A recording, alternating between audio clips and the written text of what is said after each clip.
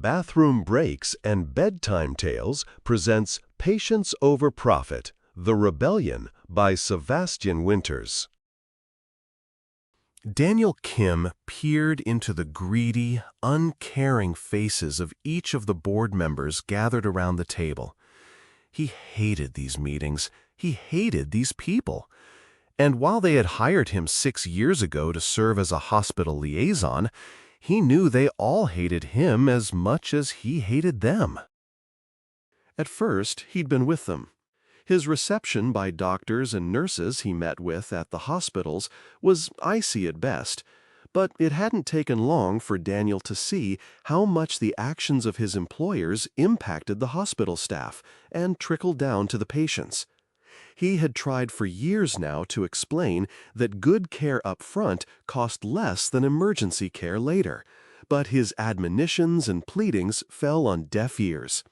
It hadn't taken long to figure out that his position was more about being able to say they had a liaison than it was about improvement of care. "Are you listening, Kim?" Daniel flinched at the sound of Brian Grayson's voice slicing through his thoughts. The VP leaned back in his chair, his gold cufflinks glinting under the fluorescent lights. He smirked, the kind of smirk you might give to someone you thought couldn't keep up. The room was cold, sterile, like the decisions being made inside it. "We're cutting reimbursement rates for in-network care," Brian repeated, enunciating each word as if explaining to a child. His fingers drummed the table in a staccato rhythm, filling the silence that followed. "When's the last time you stepped foot in a hospital, Brian?" Daniel asked.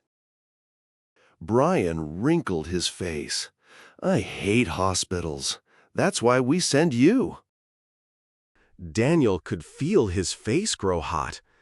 "You send me to figure out how to charge them more and give them less." "We're not a charity organization. We're running a business," countered Brian. "But we made those people promises," Daniel protested. "What about that?" Brian was nonplussed.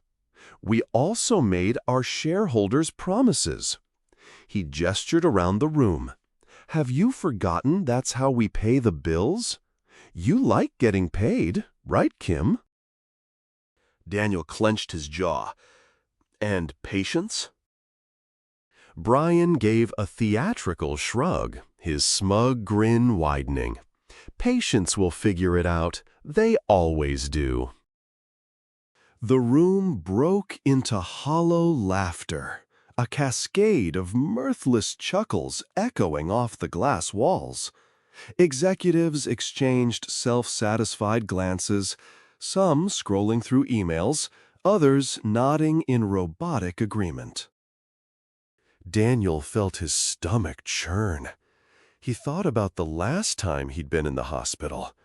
Mrs. Guzman had been hunched over her walker, tears streaming down her face as she begged for the rehab care she'd been denied. He thought about the 6-year-old girl whose rare heart condition was left untreated because of a coding discrepancy. He'd spent months trying to work within the system, convincing himself that he could push for change quietly from the inside. But this was something else. This was a death sentence. When the meeting ended, Daniel didn't move. He sat in his chair, staring at the empty room. A phrase repeated in his mind like a relentless drumbeat. "Patience will figure it out. Not this time." The break room smelled faintly of burnt coffee and despair. Daniel paced by the vending machine, his pulse hammering in his ears. He pulled out his phone and opened the group chat he'd started weeks ago, a loose coalition of people like him, people who saw through the corporate veneer. The chat buzzed with activity. Daniel typed, "Did you hear the new directive? They're cutting reimbursement rates." Katie, a claims processor, typed, "Unbelievable. They're already underpaid."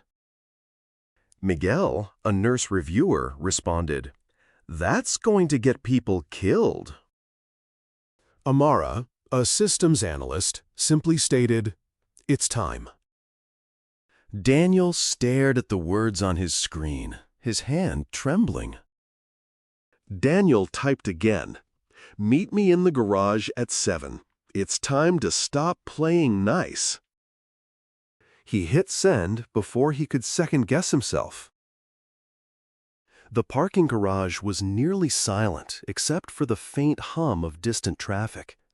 Daniel spotted Katie first, her arms crossed tightly over her chest.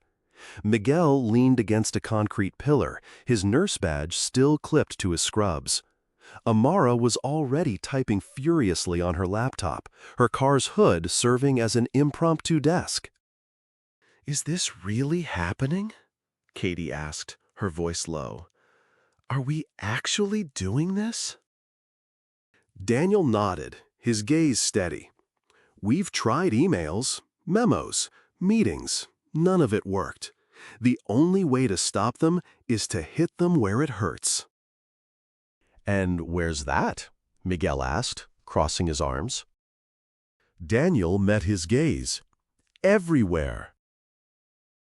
Amara didn't look up from her screen. "We know how this machine works better than they do. Let's break it." Phase 1. Denial Reversals. Katie's desk was tucked into a corner of the claims department, an unassuming cubicle buried in a sea of gray partitions. She worked the night shift, her fingers flying across the keyboard as she overrode denials flagged by PrimeCare's algorithm.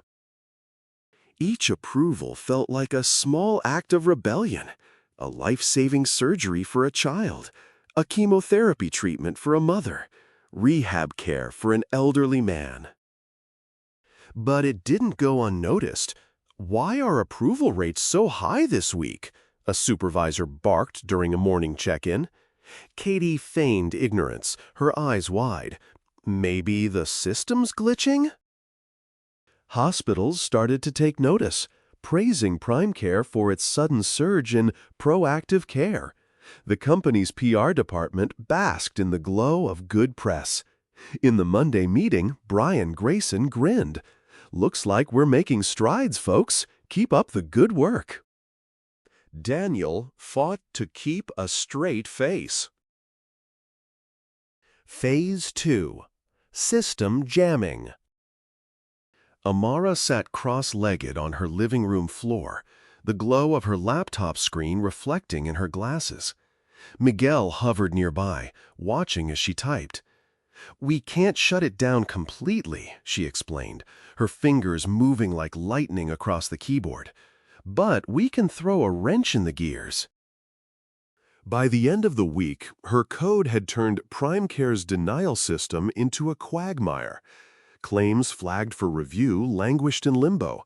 Approval requests stalled. Hospitals flooded the corporate office with calls, demanding answers. "This doesn't make sense," Brian muttered in a meeting, rubbing his temples. "We just upgraded the system." Daniel leaned back in his chair, hiding his smirk behind a sip of coffee. Phase 3. The Leak. Miguel slid a manila folder across the table to Daniel, his expression grim. "This is it," he said. "Internal risk assessments. It's proof they've been underfunding approvals for years to pad executive bonuses." Daniel flipped through the pages, his hands trembling with anger. Charts and memos painted a damning picture. Thousands of denied claims, millions of dollars siphoned into executive pay. "This goes to the press," Daniel said, his voice steely. Within days, headlines exploded. PrimeCare executives profiting from patient denials. Outside the corporate office, patients and doctors gathered in protest, their chants echoing across the plaza. Inside, chaos reigned. Claims processors ignored quotas. Analysts rewrote scripts. Review panels approved care without hesitation. "They can't fire all of us," Amara said, her eyes blazing. "And even if they do, we'll burn this place down on our way out." Brian Grayson's office was unnervingly silent, save for the rhythmic tapping of his pen against the desk. His office smelled of leather polish and faint desperation, the remnants of his carefully crafted image cracking under pressure. Daniel stood on the other side of the desk, his arms stiff at his sides. His pulse thudded in his ears, but he refused to look away from Brian's icy glare. "You think you're clever, don't you?" Brian asked, his voice low, dangerous. He slid a printed email across the desk toward Daniel. The red-flagged subject line read, "Anomalous claim reversals. Staff investigation."